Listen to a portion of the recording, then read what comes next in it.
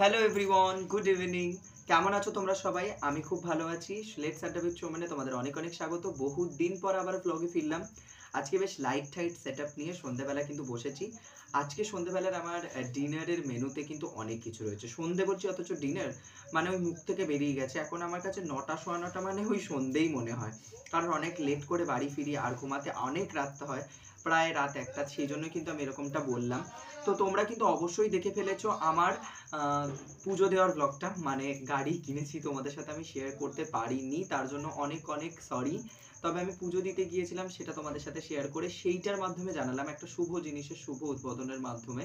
তো আমি আজকে চলে এসেছি, সেই ব্লগটা তোমরা অবশ্যই দেখেছো। আবারও চেষ্টা করছি কিছুটা কন্টিনিউ করার, এবারে প্রপারভাবে আলোর মধ্যে তোমাদের সাথে কন্টিনিউ করার চেষ্টা করব আমি।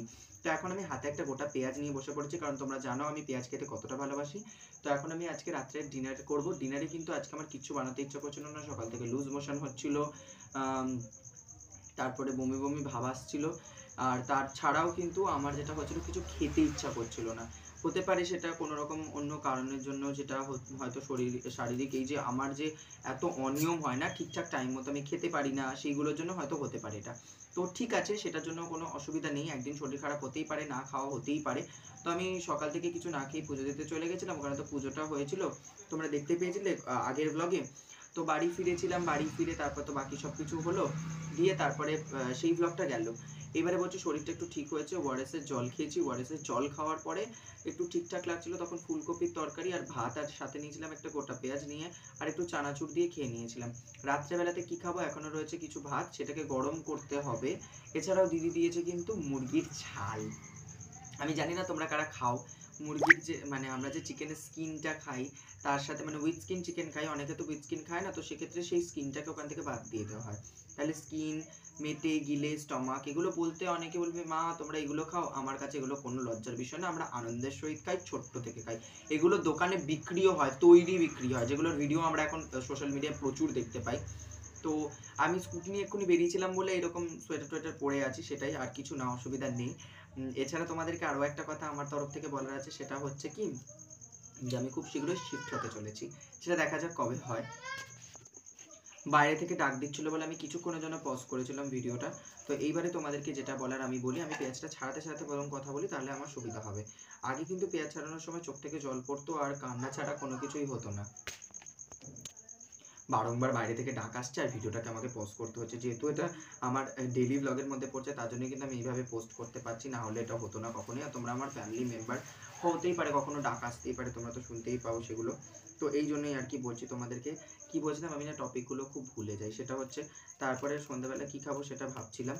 তো সেই সময় দিদি ফোন করলো, আর আমরা গিয়েছিলাম ওই যে সকালবেলা দিদির সাথে আমি গিয়েছিলাম আমাদের এখানের, তোমরা কজন এইদিকে থাকো আমি দেখতে চাই, কবরডাঙ্গা বাজার রয়েছে, সেইখান থেকে আমরা এনেছিলাম মেটে গিলে স্টমাক, যেগুলো দিয়ে দিদি দুর্দান্ত খাবার বানায় ঝাল ঝাল করে। তো সেটাই দিদি বানিয়েছিল আমার জন্য। মানে বলছি না জিভে জল এসেছে। তো তখন আমি খেতে পারিনি দুপুরবেলাতে, এতই আমার শরীরটা খারাপ লাগছিল, তখন ওইগুলো খেয়ে যা হোক করে ঘুমিয়ে পড়েছি। তারপরে বিকেল থেকে উঠে খালি কলের পর কল, কলের পর কল। এখন আমি বসতে চলেছি যেটা খেতে।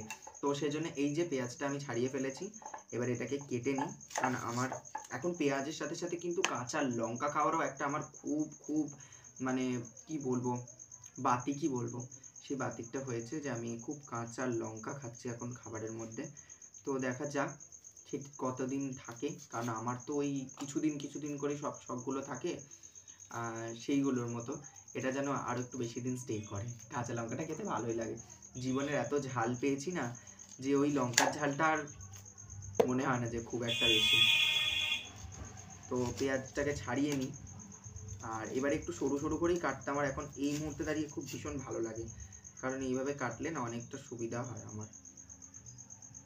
তার সরু সরু করে, আচ্ছা এই খোসাটা আবার নিজে থেকে চোখলা উঠে গেল।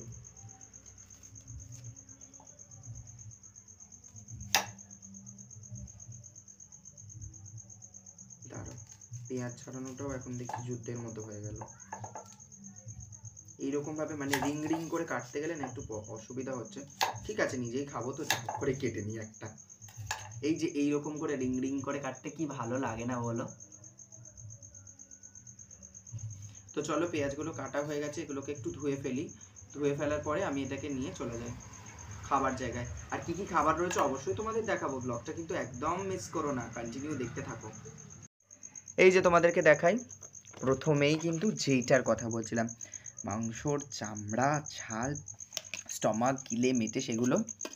এছাড়াও কিন্তু এইখানে আরও একটা ডিশ রয়েছে, তোমাদেরকে দেখাই। এখানে কিছু একটা তরকারি বা ভর্তা রয়েছে, আমার যেটা মনে হচ্ছে মাছের মাথা দিয়ে বাঁধাকপি, আর এছাড়াও রয়েছে কিন্তু বেগুন ভাজা, এদিকে রয়েছে অনিয়ন। আর এটা দোকান থেকে কিনে আনা 5টা রুটি, আর এটা দিদির দেওয়া। দিদি কি সুন্দর দেখো ফয়েল পেপারে র্যাপ করে দিয়েছে।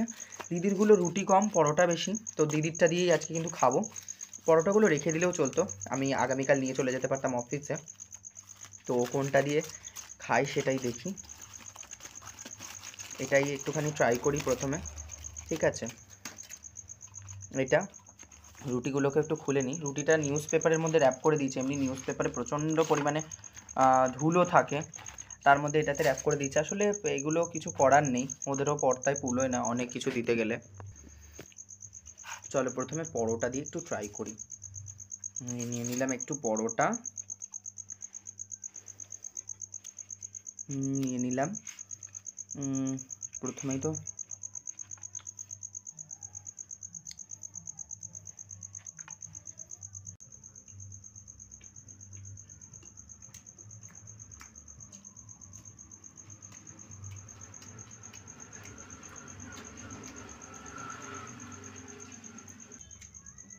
মানে জাস্ট মাইন্ড ব্লোয়িং বলে না। এবার একটু বাঁধাকপিটা দিয়ে ট্রাই করি। আমার দিদির হাতের প্রত্যেকটা রান্নাই না অসাধারণ হয়।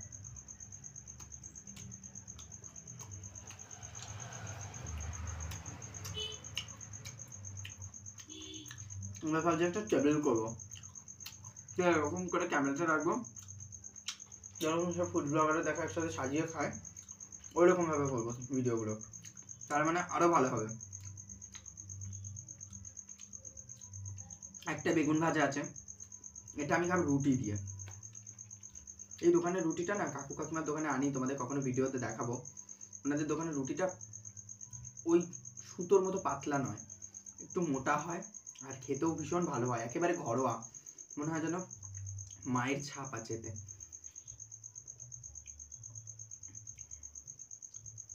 এই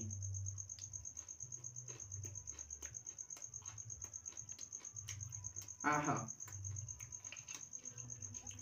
এই সুন্দর একটা প্ল্যাটারের জন্য ধন্যবাদ দিদিকে, এরকমই সুন্দর সুন্দর রান্না করে আমাদের খাওয়াতে থাক। ভিডিওটা ভালো লাগলে লাইক কমেন্ট শেয়ার সাবস্ক্রাইব করো। Tata bye bye, see you soon, দেখা হবে অন্য একটি ব্লগে।